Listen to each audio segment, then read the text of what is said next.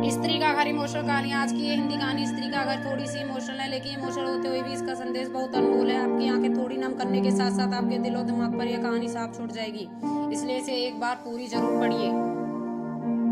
तो दोस्तों, कहानी को स्टार्ट करते हैं। तुम्हें कितनी बार बताया है, मेरे तैयार होने से पहले मेरा नाश्ता तैयार हो जाना चाहिए। शादी के 25 सालों बाद भी मुझे क्यों बार बार एक ही बात बतानी पड़ती है? लता, तुम्हें क्या है? तुम तो आराम से घर पर रहोगी, मुझे काम पर जाना पड़ता है। तुम हो कि हमेशा बेवकूफ जैसी हरकत करती हो। अगर तुम यह जानबूझकर करती हो तो याद रखना, मुझसे बुरा कोई नहीं होगा। आज भी प्रशांत का पारा चढ़ा हुआ था। इन कटु शब्दों में अपना गुस्सा तारते हुए गीला तौलिया कुर्सी पर फेंकते हुए प्रशांत गुस्से से लता की तरफ देखने लगा। लता के लिए प्रशांत का ये बेवजह का गुस्सा कोई नई बात नहीं थी। वह महीने में 3-4 बार ऐसे ही लता पर बरस चढ़ता था। पहले पहले लता उसका विरोध किया करती थी, लेकिन जब कई साल तक प्रशांत पर कोई बदलाव नहीं होता, उसने खुद पे बदल दिया। अब प्रशांत ने कुछ भी कहने से लता पर कोई फर्क नहीं पड़ता। प्रशांत की हर बातों को चुपचाप सिर झुकाए सुन लेती थी। शादी के पहले 5 साल तक लता ने पूरी कोशिश की कि प्रशांत को बदला जाए, लेकिन फालतू का गुस्सा करना और बाद में लता को बुरा बुरा कहना मानो जैसे उसकी आदत बन गई थी। कोई भी वाद विवाद होता तो प्रशांत सीधा लता को बोल देता, अगर मैं तुम्हें अच्छा नहीं लगता तो अपने मायके चली जाओ, मेरे साथ मत रहो। इतना सब कुछ होने के बावजूद लता प्रशांत के साथ रहती थी, क्योंकि उसे अपनी बेटी की फिक्र थी। वह जाती भी तो कहाँ, अपने बूढ़े हो चुके माँ बाप को परेशान नहीं करना चाहती है। समाज में लोग क्या कहेंगे उसे ये भी देखना। पढ़ी लिखी तो नहीं थी, खुद जाकर नौकरी कर सके और अपनी बेटी का पालन पोषण कर सके। लता को अब अपनी फिक्र नहीं थी, उसको फिक्र थी तो बस अपनी शादी लायक हो रही बेटी की। लता नहीं चाहती कि पति पत्नी झगड़े की वजह से काव्या डिस्टर्ब हो। काव्या की पढ़ाई पर पूरी हो चुकी थी, उसके लिए अब शादी के रिश्ते आने लगे थे। कई रिश्तों को काव्या ठुकरा चुकी थी। 2-3 महीने बाद एक अच्छा रिश्ता रिश्तेदारों और पहचानों के लोगों ने भी लड़के को बहुत गुणगान किए थे। प्रशांत एक शाम अपनी बेटी के पास बैठकर उसे बताने लगा, काव्या बहुत अच्छा लड़का, पढ़ा लिखा है, बड़ा घर है, बहुत अच्छी नौकरी है, ऐसे रिश्ते बार बार नहीं आते, इस बार मना मत करना। काव्या अपने पिता से ज्यादा बात नहीं करती थी, शायद डरती थी या शायद नफरत करती थी, लेकिन आज वो अपनी पूरी हिम्मत इकट्ठा कर, मुझे अभी शादी नहीं करनी पापा, मैं नौकरी करना चाहती हूँ, खुद अपने पैरों पर खड़ी होना चाहती हूँ।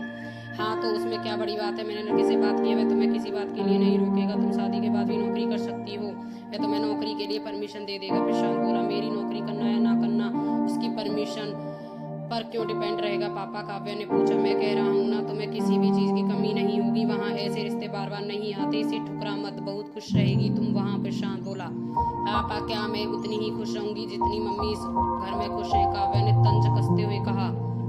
आज तुम्हारी जवान कुछ ज्यादा नहीं चल रही? प्रशांत गुस्से से आंखें बड़ी करते हुए बोला, पापा मुझे शादी ही नहीं करनी, क्योंकि शादी के बाद अगर वह लड़का आपके जैसा निकला तो मैं क्या करूंगी? मुझे आपके जैसा जीवन साथी नहीं चाहिए जो बिना बात के मुझ पर हमेशा चिल्लाए। मुझे कुछ भी अपनी पसंद का लेना हो तो 10 बार सोचना पड़े, कहीं वह नाराज ना हो जाए। मेरी तबीयत कैसी भी हो परवाह ना करे, रोटी थोड़ी सी मोटी बन जाए तो घर पर सर उठा ले, उसकी चेक बुक ना मिले तो मेरे पर दोष लगाए और छोटी मोटी बातों पर मायके जाने के लिए कह दे। ये सब कहा। प्रशांत का गुस्सा 7वें आसमान पर था, लेकिन उसके मुंह में एक भी शब्द नहीं फूट रहा था। वो काव्या की बातें सुन रहा था।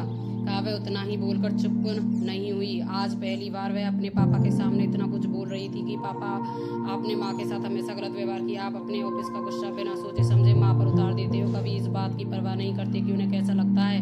आपकी बातें सुनकर माँ ने खुद का स्वाभिमान बदल दिया। प्रशांत आज पहली बार अपने किए बर्तावों को महसूस कर पा रहा। वो इतना ही बोल पाया, तो तुम्हारा मन है तो वो करो, मेरा क्या? काव्या ने प्रशांत का हाथ पकड़ा और बोली, पापा मुझे सिर्फ एक सवाल का जवाब दे दो, क्या आप चाहोगे कि मेरा पति आपके जैसा होगा? हाँ है तो मेरा रिश्ता कर दीजिए, और नहीं है तो मुझे आत्मनिर्भर बनने दीजिए। प्रशांत कुछ भी ना बोल पाया और वहां से चुपचाप बाहर चला गया। आज उसे लता के सामने जाने में शर्म आ रही थी। चलते थे आंसू कैसे आंसू बह रहे थे और उसने बदल लेकर निश्चय किया। अगले दिन से लता ने अपने पति में काफी बदलाव देखा। सोचने लगी कि हिम्मत काव्या ने दिखाई है, वह हिम्मत अगर मैं पहले दिखा देती तो शायद आज कुछ और होती। अब काव्या पढ़ लिख कर अच्छी नौकरी करने लगी और 3 साल बाद उसके लिए एक अच्छा रिश्ता आया। उसकी विदाई पर प्रशांत बोला, बेटा तू हमेशा खुश रहेगी, क्योंकि तेरा पति तेरे बाप जैसा नहीं है। प्रशांत की यह बात सुनकर लता और काव्या की आंखों से आंसू बहने लगे। तो दोस्तों, हमारे समाज में औरतों को भले ही देवी का दर्जा दिया जाता है, लेकिन वह स्वतंत्रता नहीं दी जाती जो उन्हें देनी चाहिए।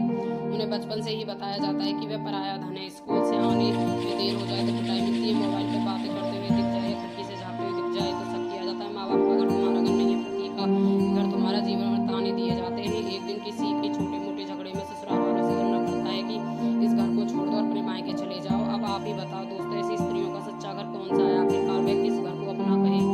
वीडियो अच्छी लगी हो तो अपने फ्रेंड्सों के साथ शेयर करें और लाइक करें और कमेंट करके बताएं कि औरत